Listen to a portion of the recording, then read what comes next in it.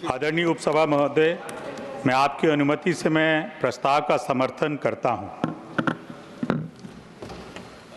मैं अपनी बात कहूं उपसभापति जी, उसके पहले मेरी एक पीड़ा है। जो बात अंत में हमारी सहयोगी कह रही थी, मैं उसको व्यक्त करना चाहता हूं सदन में।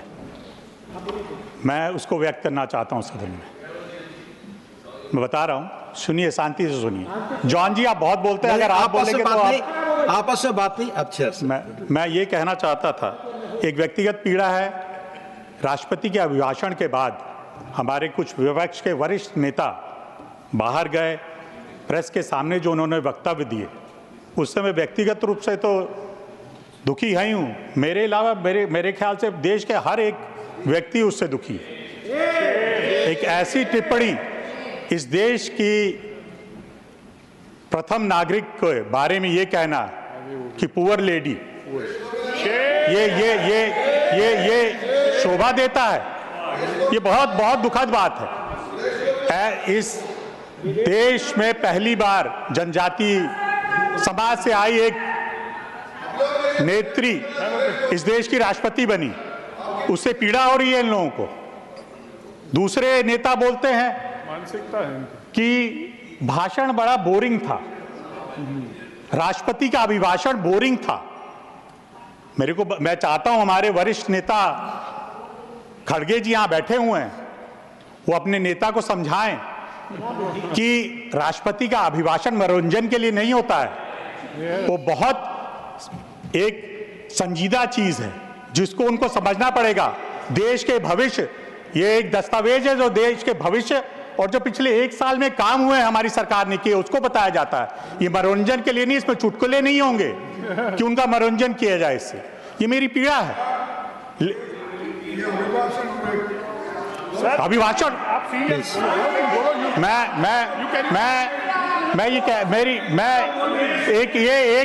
आजकल एक चल रहा है। मैं तो सभापति जी के बारे में कई बातें कही गई हैं इस सदन में, सदन के बाहर। आजकल तो ये फैशन हो गया है, जो संवैधानिक पद पे लोग बैठे हैं उनके बारे में टिप्पणी करो। एक प्रदेश के पूर्व मुख्यमंत्री हैं, वो बोलते हैं कि हरियाणा जहरीला पानी छोड़ रहा है, वो दिल्ली को जहरीला पानी दे रहा है।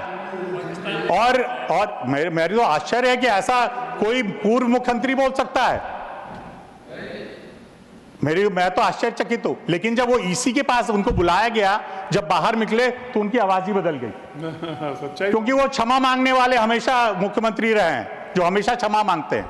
एक धारणा बन गई है।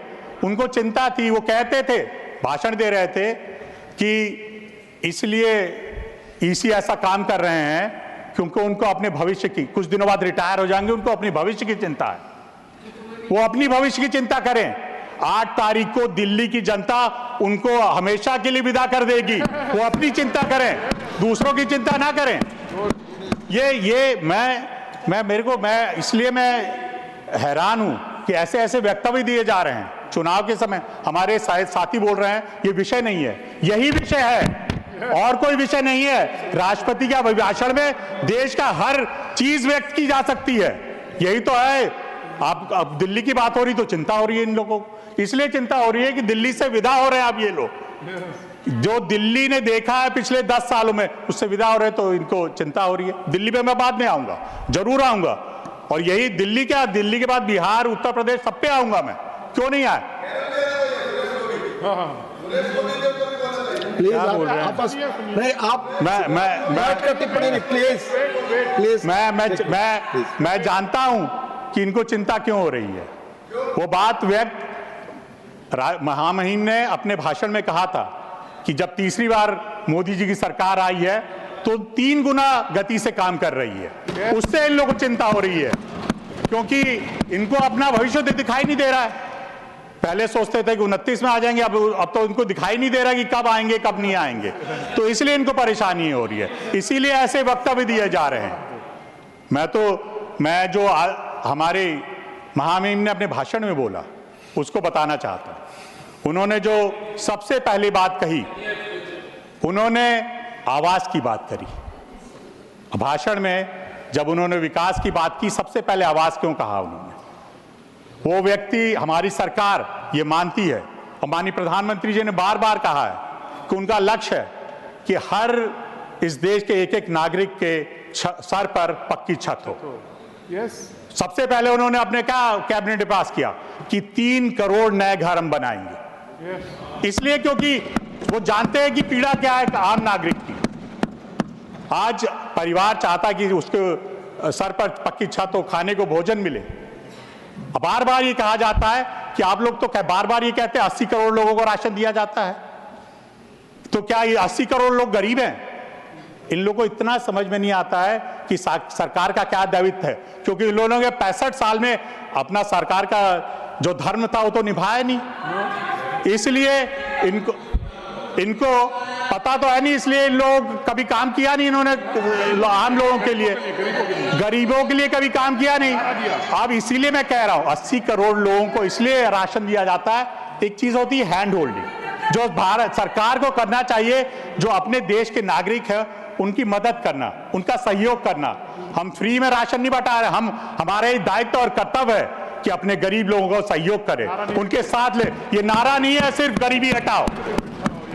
आज हमारी सरकार ने करके दिखाया है, महामहिम ने अपने भाषण में कहा है 25 करोड़ लोग गरीबी रेखा से ऊपर उठे। ये हमने करके दिखाया है इन 10 सालों में, और यही हमारे इस दस्तावेज में है। हमारे अब साथी बोलेंगे क्या है, ये भाषण हो रहा है? ये भाषण ही होना है, इसमें यही करना है।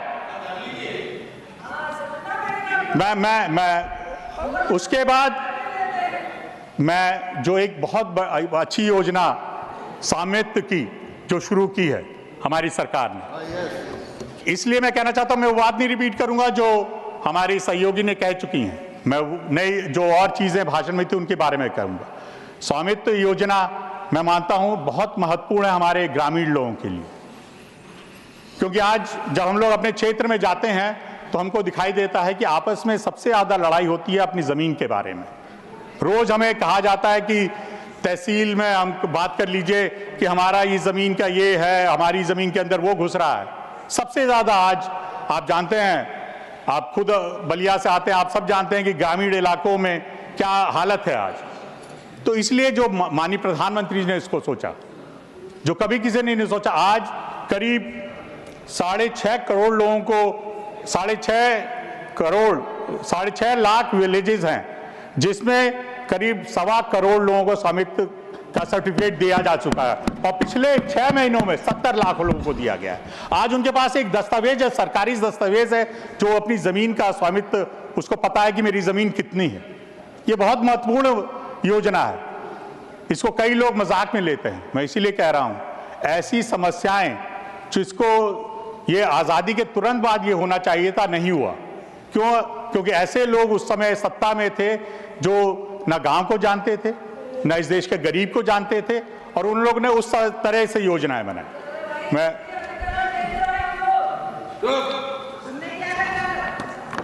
बोलने दीजिए, थोड़ा बोलेंगे। मैं यही कह रहा हूं कि ये सबसे ज्यादा सहयोगी होगा जो गांव में झगड़े होते हैं उनको खत्म करने के लिए। आयुष्मान योजना, सबसे पहले मैं फिर बोलूंगा तो इन लोगों को थोड़ा लगेगा, दिल्ली में आयुष्मान योजना लागू नहीं हुई, बंगाल में भी नहीं हुई। हाँ, बंगाल में भी नहीं हुई, दो जगह नहीं हुई। क्यों? और जबकि कोर्ट ने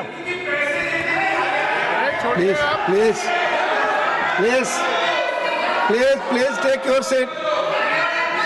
Sushmita ji please take your seat. Gokhale ji please take. माननीय नीरज जी, मैं आपस में बात प्लीज। आयुष्मान योजना जहां हर परिवार को 5 लाख रुपए इलाज के लिए, उसको योजना को अगर आप नहीं लागू करने हैं तो ये आप अपराध कर रहे हैं। उस क्षेत्र की जनता के साथ आप अपराध कर रहे हैं। अब माननीय प्रधानमंत्री ने एक और चीज उसमें जोड़ दी, करीब 6 करोड़ लोग जो 70 साल से ऊपर हैं, उनको भी, जो किसी जाति, किसी धर्म, किसी वर्ग, कोई भी अगर उनको किसी सूची में नहीं होना है, जो भी 70 साल से ऊपर है वो इस योजना से जुड़ जाता है। उसको 70 लाख, उन 6 करोड़ लोगों को भी 5 लाख रुपए की योजना से जोड़ा जाएगा। मैं ये कहना चाहता हूं कि कई चीजें हमारी सरकार ने इन 10 सालों में की है। आयुष्मान मुद्रा योजना, आज पहले उसमें कितना था, पहले 10 लाख, पहले और कम था, फिर उसको 10 लाख किया गया।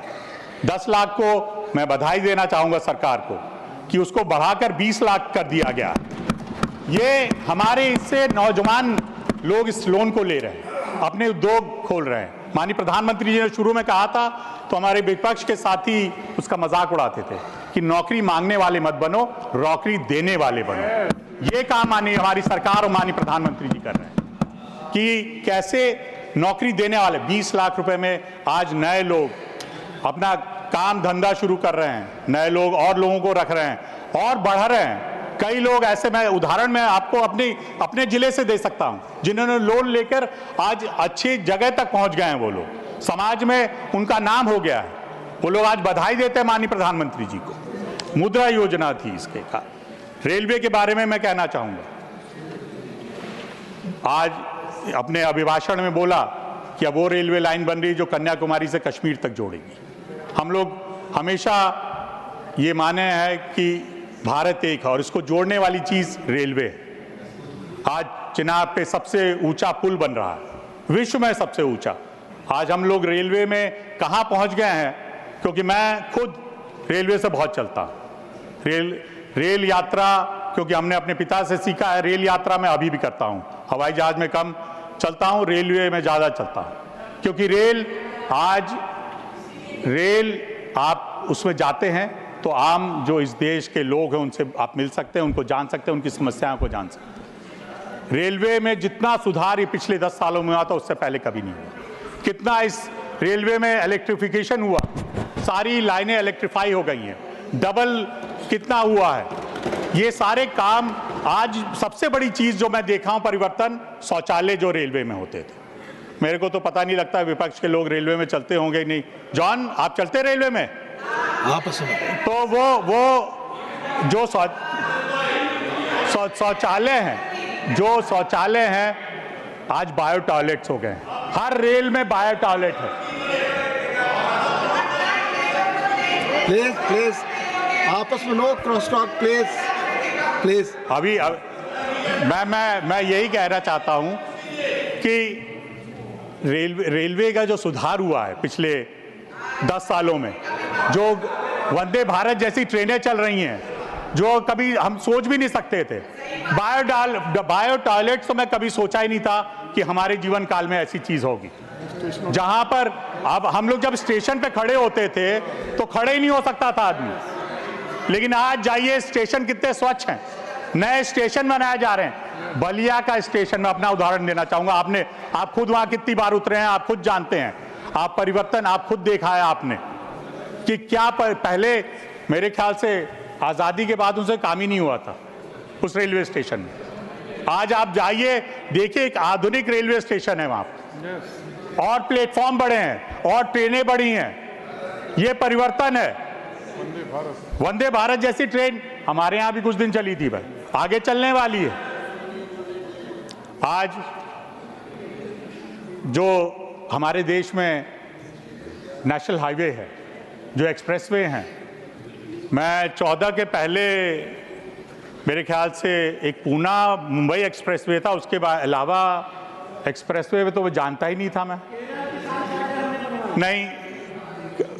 और मेरे ख्याल से दिल्ली से लखनऊ तक था।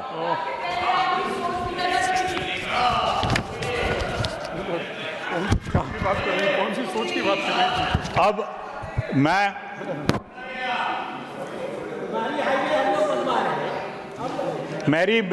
मेरी ना सोच कभी बदली है। मैं जो समाजवाद में पैदा हुआ था आज भी वही हूँ। मैं समाजवाद की विचारधारा पे चलता हूँ। मैंने अपने पिता से, वो मेरे खून में है, वो कहीं आने जाने से बदल नहीं सकती है। लोग बदल जाते हैं, मैं वही हूँ। मैं जिस विचारधारा से चल रहा हूँ उसी पे चल रहा हूँ। कई लोग ये लोग भूल जाते हैं कि समाजवादी पार्टी और समाजवाद अलग अलग चीज है। वो उसकी कोई बपौती नहीं है कि उन्हीं के पास है वो। ये मैं अपनी बात ये स्पष्ट कर देना चाहिए, नहीं तो लोगों को भ्रमित करने का एक किया जाता है। मैं आज एक्सप्रेसवे पहले नहीं थे। आज कितने एक्सप्रेसवे, मैं उत्तर प्रदेश का उदाहरण देना चाहूंगा। आज करीब 5 एक्सप्रेसवे उत्तर प्रदेश में बन रहे हैं। बलिया, मैं कोई सोच नहीं सकता था, मैं गडकरी जी नहीं, मैं उनको आभार व्यक्त करना चाहता हूं। आप खुद जानते हैं 6000 करोड़ का एक्सप्रेसवे बलिया में बन रहा है। बलिया जैसे ये सारे काम, ये और सबसे बड़ी बात, एक्सप्रेसवे और इनको छोड़ दिया जाए, जो हमारे नेता रहे जिनका हम जन्म शताब्दी बना रहे हैं, आदरणीय अटल जी, जो उन्होंने एक योजना शुरू की थी, ग्राम सड़क योजना, वो आज कहाँ तक पहुँच गई है। आज अगर गांव जोड़े गए हैं तो उसकी वजह से, उस योजना की वजह से जोड़े गए हैं। आज फिर से करीब 70,000 करोड़ रुपए PMJSY में दिया गया है। 25,000 कस्बे, गांव और जोड़े जाएंगे उसकी वजह से। जो ये योजनाएं हैं, ये किसी और सरकार ने कभी क्यों नहीं सोचा। मैं यही बार बात कहता हूं, आयुष्मान जैसी योजना, ये सड़क योजना, एक्सप्रेसवे, हॉस्पिटल, नए मेडिकल कॉलेज, ये और सरकारों ने क्यों नहीं सोचा। आज जो मेडिकल कॉलेज बन रहे हैं, जो पहले जितने थे उससे दुगने हो गए हैं, और फिर से कहा गया है क्योंकि इस देश को आवश्यकता है डॉक्टर्स की। नए मेडिकल कॉलेज इसलिए बन रहे हैं क्योंकि मैं देख रहा हूं, मैं तो लगातार पिछले 16-17 साल से पूरे देश में जाने का मौका मिला। मैं उदाहरण देना चाहूँगा। हम लोग क्योंकि होम कमेटी में हूँ, लक्षद्वीप के बारे में हमेशा बात होती थी। मुझे याद है 2014 के पहले वहाँ कोई डॉक्टर जाने को नहीं तैयार था। लक्षद्वीप में एक डॉक्टर नहीं था। ये अब बदला है इस सरकार के आने बाद, और ये कहते हैं क्या हुआ है।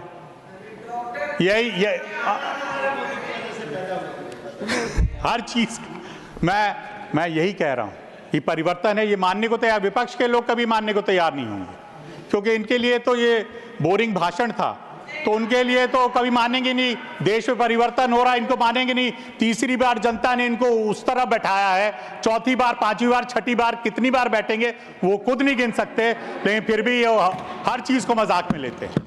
मैं यही कह रहा हूं, ये दस्तावेज एक बहुत महत्वपूर्ण दस्तावेज है, इसको ध्यान से पढ़ना चाहिए हर एक जो वहां व्यक्ति बैठा है, और फिर अपनी बात कहनी चाहिए।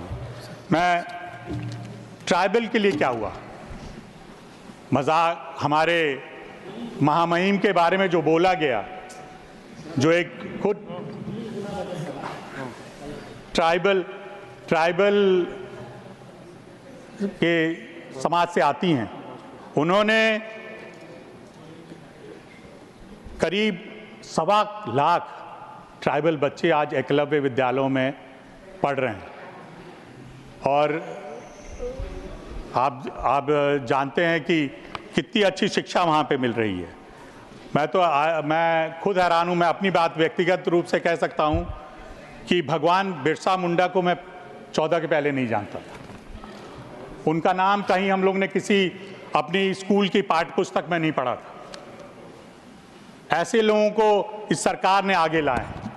आज भगवान बिरसा मुंडा की जो पूरे देश में अगर लोग जानते हैं, तो मैं कहना चाहूँगा इस सरकार की वजह से जानते हैं। हम लोग उनकी 150वीं जयंती मना रहे हैं।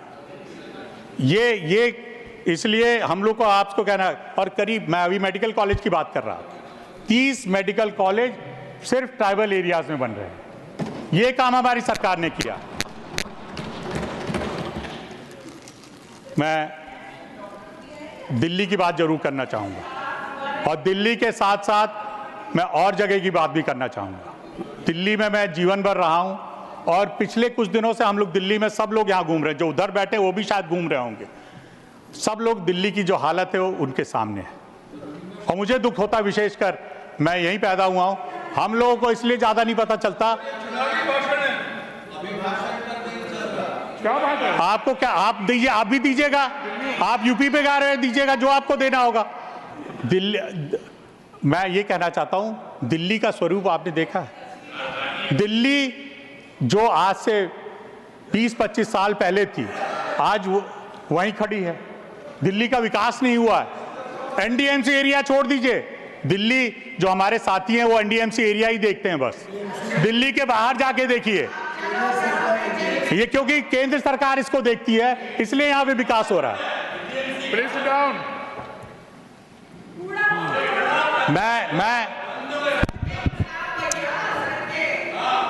मैं अभी इन लोगों को यही बताना चाहता हूं। अरे यार बैठिए, कहाँ तुम? अरे यार बैठो please. What is this sir?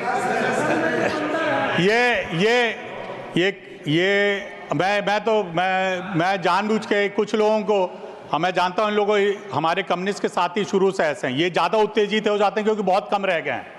अगली बार इनकी विदाई इनकी भी हो जाएगी, केरला से भी विदाई हो जाएगी और जगह से तो हो ही गई है, इसलिए ज्यादा कूद रहे हैं। ये मैं दिल्ली के बारे में कह रहा था। सड़कें एनडीएमसी एरिया की सड़कें नहीं खराब है, दिल्ली की सड़कें जो खराब हैं आप जाके देखिए, कहीं भी बाहरी दिल्ली में जाके देखिए, चलने लायक नहीं सड़क है।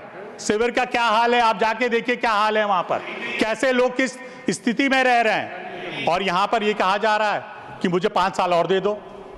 आदमी खुद कह रहा है, 2020 में हमने सुना था कि उन्होंने बोला कि मुझे 5 साल दो, मैं यमुना को साफ कर दूंगा। यमुना तो सबके लिए भैया, यहाँ से बंगाल जाती है प्रयागराज तक, वहां पर बोला उन्होंने कि 5 साल दो, मैं यमुना साफ कर दूंगा, आप लोग उसके पानी पी सकेंगे। 5 साल बाद वो बोल रहे हैं कि 5 साल और दो मुझे, सफाई के लिए कि बस ये काम कर नहीं पाया। जो व्यक्ति खुद अपना स्वीकार कर रहा है उसको क्यों देंगे? इस प्रदेश के लोगों ने ये मन बना लिया है, क्योंकि वो जानते हैं दिल्ली का अगर विकास नहीं होगा तो ये हम लोग के लिए शर्म की बात नहीं है, ये पूरे सदन और पूरे देश की शर्म की बात है। दिल्ली इस देश की राजधानी है, ये इसको पूरे विश्व के लोग आते हैं देखते हैं।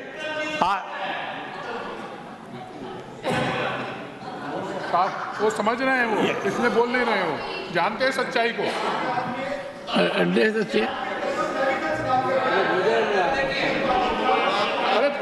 मित्तल जी दूसरों के कहने से नहीं बोलते कभी। मैं यही बात कह,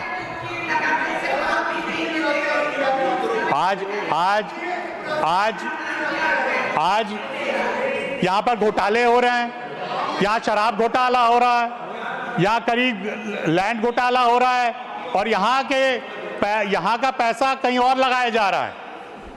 आज सारे लोग या जेल में या जेल पे बेल के में बाहर हैं जेल से, वो सरकार कह रही है हमें 5 साल और दीजिए। ऐसा कैसे हो सकता है? मैं यही कहना चाहता हूं। मैं पता नहीं क्यों उत्तेजित हो रहे हैं दिल्ली की बात सुनकर हमारे साथी। मैं तो अभी इसके बाद बिहार और पूर्वांचल पे आना चाहता हूं। मैं बिहार पे आना चाहता हूं। मैं तो नाम लेके कहना चाहता हूं, मनोज झा जी का मैंने वक्तव्य सुना, मैं आश्चर्यचकित रह गया कि ये 15-20 साल में क्या हुआ है बिहार में। जो अभी मैं तो बधाई देना चाहूंगा हमारी वित्त मंत्री जी का कि उन्होंने बिहार के लिए इतना कुछ कहा है, लेकिन मनोज जी को लगता है बिहार के लिए कुछ नहीं दिया उन्होंने। जो वहां पे था वही बिहार, लगता है मनोज जी तब आप दिल्ली में पढ़ाते थे, बिहार गए नहीं आप। 90 से 2005 तक आप बिहार गए नहीं लगता है मुझे। मैं खुद अपनी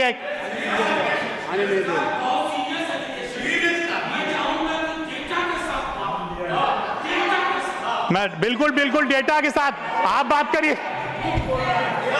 करिएगा, मैं आपको बात बाद में करूंगा। 90 बिहार में मुझे आज भी याद है 95-96 में मैं जाने का मुझे एक बार मौका मिला था। बलिया बिल्कुल बिहार के बॉर्डर पे है सभापति जी, तो मैं कई बार हम लोग जाते थे, पिताजी के साथ भी जाते थे, बिहार जाने का मौका मिला। हम लोग एक सड़क पे जा रहे थे, ये 95-96 की बात है, तो एक जगह सड़क खराब थी, ये कहा गया 1 किलोमीटर तक सड़क खराब है, डिटूर लिया जाएगा, और बागीचे से सड़क बनाई गई थी। 1 किलोमीटर बिहार सरकार सड़क नहीं बना रही थी, उसके लिए 40 मिनट जाके 1 किलोमीटर आगे सड़क में जुड़ना पड़ता था। ये बिहार का हाल था। बिहार में क्या हाल था कानून व्यवस्था का आप अच्छी तरह जानते हैं मनोज जी।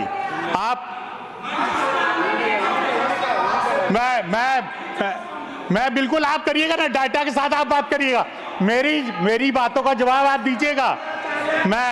मौका मिलेगा। बिहार का क्या हाल था, बिहार में जो आज सड़कें हैं जाके कोई देख ले। बिहार में जो जितना विकास हुआ है नीतीश जी की सरकार ने किया है, और कोई नहीं।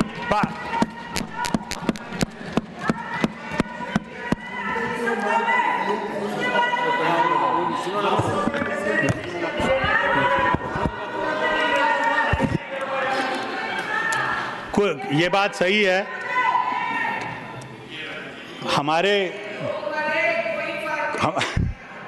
हमारे कुछ साथी बड़े उत्तेजित हो रहे हैं। हो सकता है कुछ लोगों का विकास हुआ हो, कुछ परिवारों का विकास हुआ हो, लेकिन बिहार की जनता का विकास नहीं हो पाया। मैं सिर्फ बिहार की बात नहीं कर रहा हूं, मैं पूर्वांचल की बात कर रहा हूं, जिनके लिए बड़े लुभावने भाषण आज दिल्ली में दिए जा रहे हैं पूर्वांचली लोगों के लिए। हम भी उसके आते हैं। मुझे आज भी याद है कोविड के समय में मैं खुद उस चीज का गवाह हूं।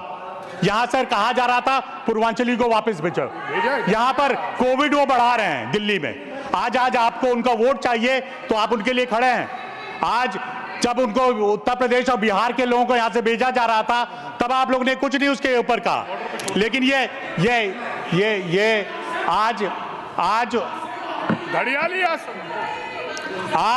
आज मैं यही कह रहा हूं, आज घड़ियाली आंसू बहाए जा रहे हैं कि आप कह रहे हैं क्योंकि हम उनके लिए काम करेंगे। आज जो पूर्वांचली यहां रह रहे हैं, किस पीड़ा में रह रहे हैं, ये सरकार जो वहां पर उपस्थित है अभी दिल्ली में, उनको पीड़ित करती है हमेशा। और जब वोट लेना होता है, आप हमारे भाई हैं, आप हमारे साथ रहिए, हम आपकी मदद करेंगे।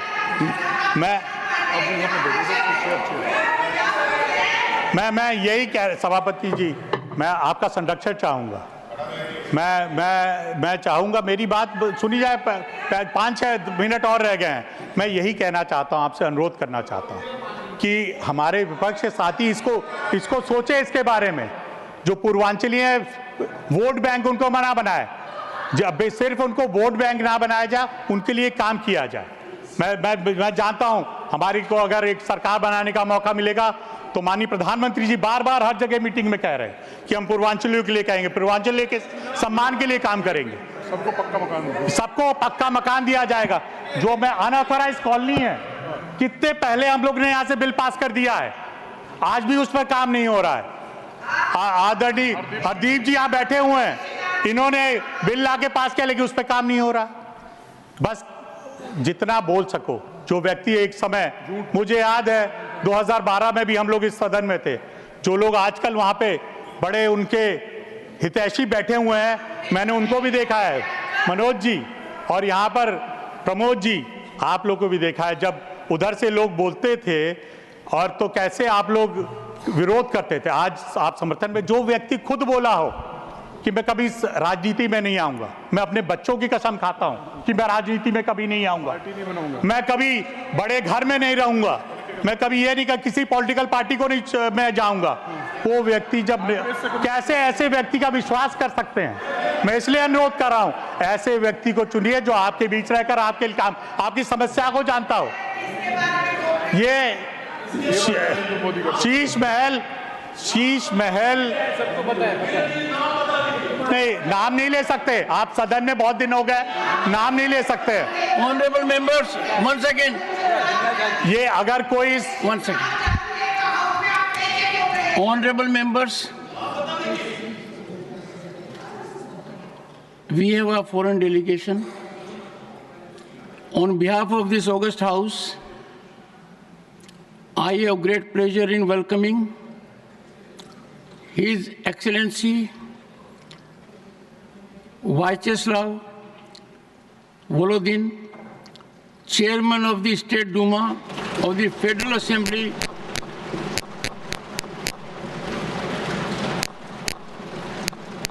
Chairman of the State Duma of the Federal Assembly of the Russian Federation, and members of the parliamentary delegation who are on a visit to India as our honored guests.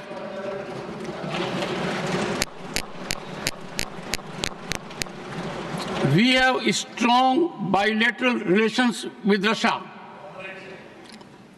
The parliamentary delegation arrived in Delhi from Moscow on Sunday, February 2, 2025.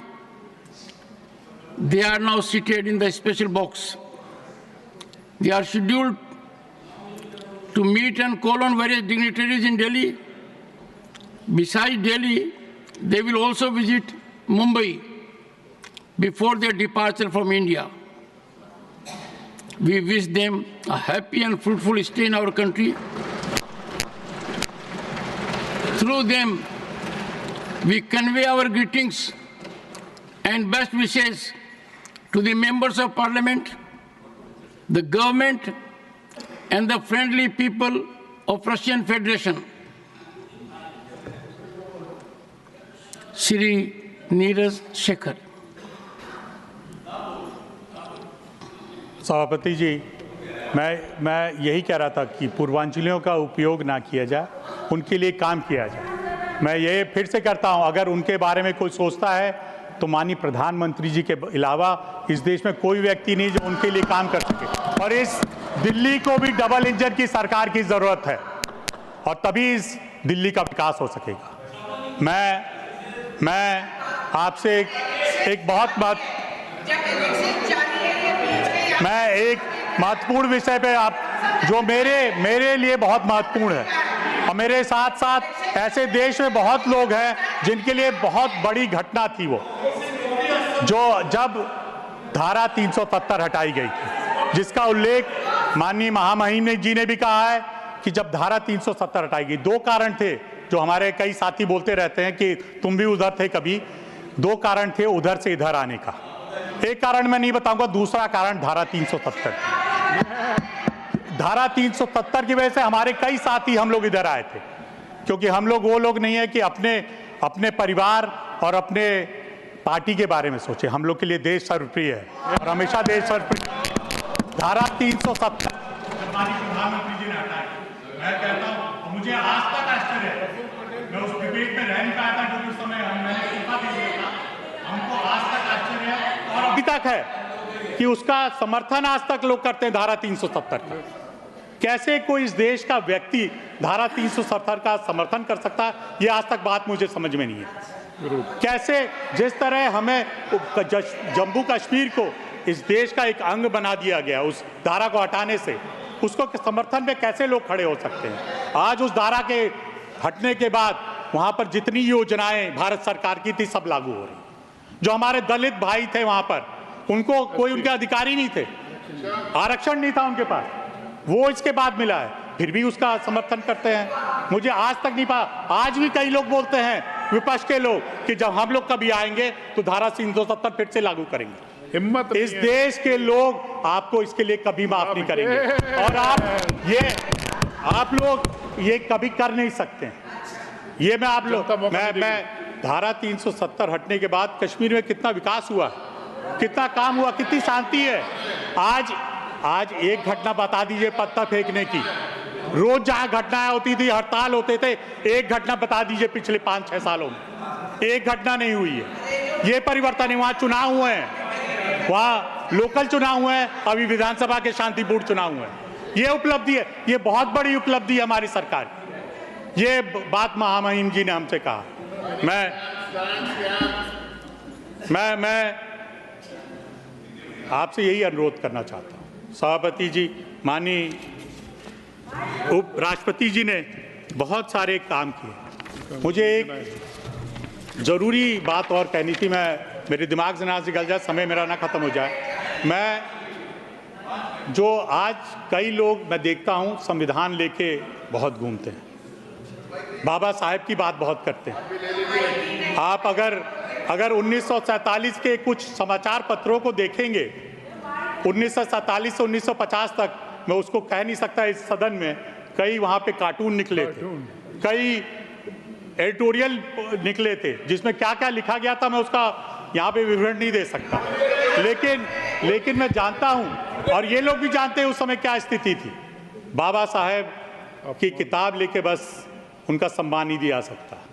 जो काम माननीय प्रधानमंत्री जी ने करके दिखाया, जो पंच तीर्थ का काम करके माननीय प्रधानमंत्री जी ने कहा है, एक भी स्मारक नहीं था, एक भी स्मारक नहीं था बाबा साहेब का। आज यहाँ खड़े होके लोग बाबा साहेब की बात करते हैं। मऊ का विकास भी किया था। पांचों जगह जहाँ बाबा साहब थे, जहाँ पढ़े थे, जहाँ पैदा हुए थे, जहाँ उन्होंने बुद्धिज्म को स्वीकार किया था, हर जगह वहाँ पे स्मारक बनाए गए हैं, तीर्थ बनाए गए हैं। ये सम्मान होता है इसमें। आपने क्या किया? जब उनका फायदा उठाना हो तो किताब उठा लीजिए। अरे कभी खोल के पढ़ो उसको। इन्होंने एक अफवाह फैलाई चुनाव में लोकसभा के चुनाव में कि संविधान बदल देंगे। कुछ उससे गलतफहमी हुई लोगों को, लेकिन लोगों ने समझा उसको समझा लोगों ने कि उस लोकसभा चुनाव के बाद उसको समझा, और हरियाणा और महाराष्ट्र में इतनी करारी हार दी कि उनको आज आप लोग खड़े नहीं हो पा रहे। आज इसलिए विचलित हैं ये लोग, इसलिए राष्ट्रपति के अभिभाषण को ये लोग मजाक उड़ाते। मैं फिर से ये कहना चाहता हूँ, भगवान इन लोगों को सद्बुद्धि दे, काम करे। ये लोग देश के बारे में सोचे। 65 साल जब गद्दी पे बैठे रहे तो देश की चिंता नहीं की, अपनी चिंता की, अपने परिवार की चिंता की। आज वो